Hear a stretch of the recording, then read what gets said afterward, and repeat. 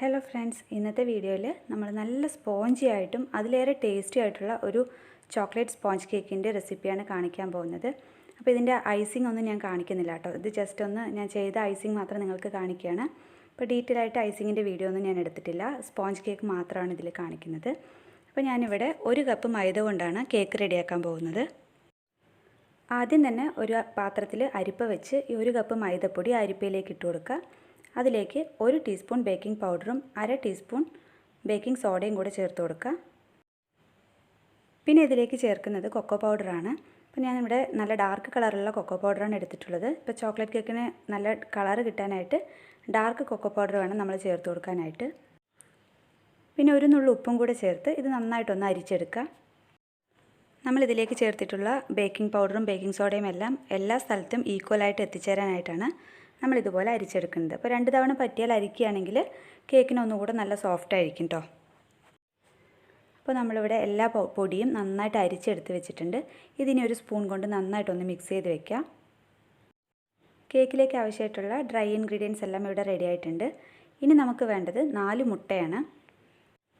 Room ടെമ്പറേച്ചറിലുള്ള 4 മുട്ട പൊട്ടിച്ച് ഒരു ബൗളിലേക്ക് ഒഴിച്ചു കൊടുത്തിട്ടുണ്ട്.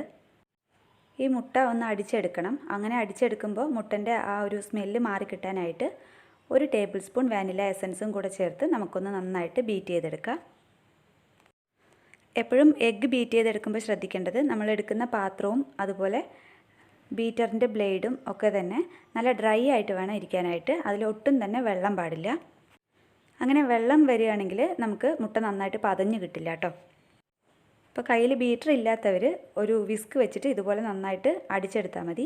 പക്ഷേ കുറച്ച് ടൈം കൂടുതൽ എടുക്കുന്നേ ഉള്ളൂ. നമുക്ക് നല്ല സോഫ്റ്റായിട്ട് തന്നെ കേക്ക് റെഡിയാക്കി എടുക്കാനും പറ്റും.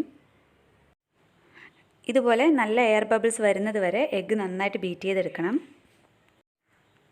എഗ്ഗ് നന്നായിട്ട് പതഞ്ഞ് വരുമ്പോൾ അതിലേക്ക് നമുക്ക് പഞ്ചസാര ചേർത്ത് കൊടുക്കുക. അപ്പോൾ നിങ്ങൾ പൊടിക്കാത്ത പഞ്ചസാരയാണ് എടുക്കുകയാണെങ്കിൽ 1/4 കപ്പ് പൊടിക്കാത്ത പഞ്ചസാര പൊടിച്ചെടുക്കുകയാണെങ്കിൽ ഒരു മുഴുവനായിട്ടുള്ള 1 കപ്പ് പൊടിച്ച പഞ്ചസാര ആയിരിക്കണം എടുക്കേണ്ടത് കേട്ടോ.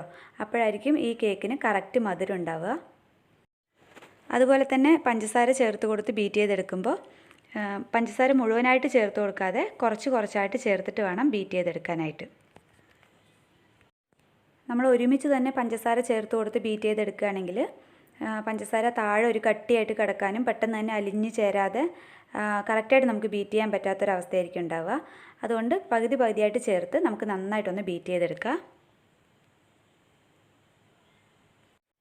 ഏകദേശം ഒരു 5 മിനിറ്റ് നന്നായിട്ടൊന്ന് ബീറ്റ് ചെയ്തെടുത്തിട്ടുണ്ട്. ഇപ്പോൾ പഞ്ചസാര എല്ലാം നന്നായിട്ട് അലിഞ്ഞ് പക്ഷേ എഗ്ഗിൻ്റെ ആ ഫ്ലഫിനെസ് പോകാതെ നല്ല സ്മൂത്തായിട്ട് നമുക്ക് കിട്ടിയിട്ടുണ്ട്. ഇനി നമുക്കിതിലേക്ക് റൂം ടെമ്പറേച്ചറിലുള്ള 1/4 കപ്പ് ബട്ടർ ചേർത്ത് കൊടുക്കുക. അപ്പോൾ ബട്ടറിൻ്റെ പകരമായിട്ട് നമുക്ക് സൺഫ്ലവർ ഓയിൽ വേണമെങ്കിലും ചേർത്ത് കൊടുക്കുക. ഇനി ഇത് ഒന്നുകൂടെ നമുക്ക് ബീറ്റ് ചെയ്തെടുക്കാം. ബട്ടർ ഒരിക്കലും ഫ്രിഡ്ജിൽ നിന്ന് ഡയറക്റ്റായിട്ട് എടുത്തിട്ട് ഇതിലേക്ക് ചേർത്ത് കൊടുക്കരുത് കേട്ടോ. അതിൻ്റെ ആ തണുപ്പൊക്കെ പോയി റൂം ടെമ്പറേച്ചറിൽ ആയതിനു ശേഷം വേണം നമുക്ക് ബട്ടർ ഇതിലേക്ക് ചേർത്ത് കൊടുക്കാനായിട്ട്. ഇനി നമുക്കിതിലേക്ക് നമ്മൾ നേരത്തെ അരിച്ച് മാറ്റി വെച്ചിരിക്കുന്ന പൊടികൾ ചേർത്ത് കൊടുക്കുക. അപ്പോൾ ഇത് ഡ്രൈ ഇൻഗ്രീഡിയൻസ് ചേർത്ത് കൊടുക്കുന്ന സമയത്തും നമ്മൾ മുഴുവനായിട്ട് തന്നെ ചേർക്കരുത്. 2-3 തവണയായിട്ട് കുറച്ചായിട്ട് ചേർത്ത് ഒരു വിസ്കോ അല്ലെങ്കിൽ ഒരു സ്പാച്ചുലയോ വെച്ച് നന്നായിട്ട് ഒന്ന് ഫോൾഡ് ചെയ്ത് നമുക്കിതൊന്ന് മിക്സ് ചെയ്തെടുക്കണം. ഇപ്പം നല്ല കട്ടകളൊന്നും ഇല്ലാതെ നല്ല സ്മൂത്തായിട്ടുള്ള ബാറ്റർ ഇവിടെ ഏകദേശം റെഡി ആയിട്ടുണ്ട്. ഇതുപോലെ മിക്സ് ചെയ്തെടുക്കുമ്പോൾ നമുക്ക് എഗ്ഗിൻ്റെ എയർ ബബിൾസ് ഒന്നും പൊട്ടിപ്പോകാതെ വളരെ സ്മൂത്തായിട്ട് വേണം നമുക്ക് മിക്സ് ചെയ്തെടുക്കാനായിട്ട്. ഒരിക്കലും ഇതുപോലെ മിക്സ് ചെയ്യുമ്പോൾ ബീറ്റർ യൂസ് ചെയ്യരുത്. ഒരു സ്പൂണോ സ്പാച്ചിലയോ അല്ലെങ്കിൽ ഇതുപോലെ വിസ്കോ വെച്ചിട്ട് വേണം നമ്മൾ പതുക്കെ ഒന്ന് ഫോൾഡ് ചെയ്ത് ഇങ്ങനെ മിക്സ് ചെയ്തെടുക്കാനായിട്ട്. അപ്പോൾ നമ്മളിവിടെ ഇത് അവസാനത്തെ ബാച്ച് ഡ്രൈ ഇൻഗ്രീഡിയൻസും കൂടെ നമ്മൾ ചേർത്ത് നന്നായിട്ടൊന്ന് മിക്സ് ചെയ്തെടുക്കുകയാണ്. അപ്പോൾ ഇപ്പോൾ ബാറ്റർ കുറച്ച് തിക്കായിട്ട് നിങ്ങൾക്ക് തോന്നുന്നുണ്ടാകും.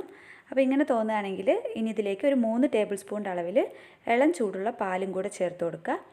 അതിനുശേഷം ആ പാല് എല്ലായിടത്തും മിക്സാകുന്ന രീതിയിൽ പതുക്കെ ഒന്ന് ഫോൾഡ് ചെയ്തെടുക്കുക. പാലും ചേർത്ത് നന്നായിട്ടൊന്ന് മിക്സ് ചെയ്തെടുത്താൽ നമ്മുടെ കേക്കിൻ്റെ ബാറ്റർ ഇവിടെ റെഡി ആയിട്ടുണ്ട്. ബാറ്റർ റെഡിയാക്കുന്ന സമയത്ത് തന്നെ നമ്മൾ ഓവൻ പ്രീ ഹീറ്റ് ചെയ്യാനായിട്ട് വെക്കണം. ഗ്യാസിലാണ് നമ്മൾ കേക്ക് കുക്ക് ചെയ്യുന്നുണ്ടെങ്കിൽ ഏത് പാത്രത്തിലാണോ നമ്മൾ കുക്ക് ചെയ്യുന്നത് ആ പാത്രം ഒരു 10 മിനിറ്റ് ചൂടാക്കാനായിട്ട് ഗ്യാസ് ഓൺ ചെയ്ത് ലോ ഫ്ലെയിമിലിട്ട് വെക്കണം. എങ്കിലേ നമുക്ക് ബാറ്റർ റെഡിയായ ഉടനെ തന്നെ പാനിലേക്ക് ഒഴിച്ച് ബേക്ക് ചെയ്യാനായിട്ട് വെക്കാൻ സാധിക്കുള്ളൂ. 3 ടേബിൾ സ്പൂൺ പാലും മുഴുവനായിട്ട് ചേർത്തപ്പോഴാണ് എനിക്ക് നമ്മുടെ കേക്കിൻ്റെ മിക്സ്ചർ നന്നായിട്ട് കറക്റ്റ് കൺസിസ്റ്റൻസിയിൽ വന്നത്. അപ്പോൾ ഈ സമയത്ത് തന്നെ ഞാൻ ഏത് ടിന്നിലാണോ ബേക്ക് ചെയ്യേണ്ടത് ആ ടിന്നൊക്കെ റെഡിയാക്കി ഗ്രീസ് ചെയ്ത് ബട്ടർ പേപ്പറും പുരട്ടി വെച്ചിട്ടുണ്ട്. ഇനി ഇതിലേക്ക് ബാറ്റർ ഒഴിച്ച് നമുക്ക് ബേക്ക് ചെയ്യാനായിട്ട് വെക്കാം.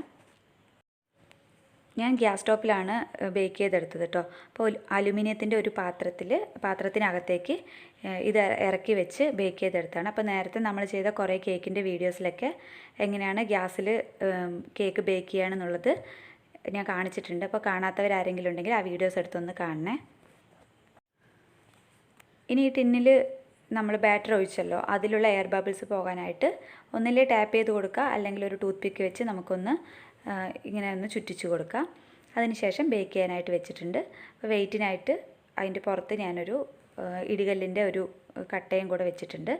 കറക്റ്റ് 40 മിനിറ്റ് കൊണ്ട് എനിക്കിവിടെ കേക്ക് നല്ല പെർഫെക്റ്റായിട്ട് ബേക്കായിട്ട് വന്നിട്ടുണ്ട്. ടൂത്ത് പിക്ക് കൊണ്ട് ചെക്ക് ചെയ്ത് നോക്കിയപ്പോൾ കണ്ടില്ല, അത് നല്ല ക്ലീൻ ആയിട്ട് വന്നിട്ടുണ്ട്. അപ്പോൾ നമ്മുടെ ഇവിടെ സ്മൂത്തും ടേസ്റ്റിയുമായിട്ടുള്ള ചോക്ലേറ്റ് കേക്ക് ഇവിടെ റെഡി ആയിട്ടുണ്ട്. നല്ല മോയിസ്റ്റ് ആയിട്ടുള്ള കേക്കാണ് കേട്ടോ.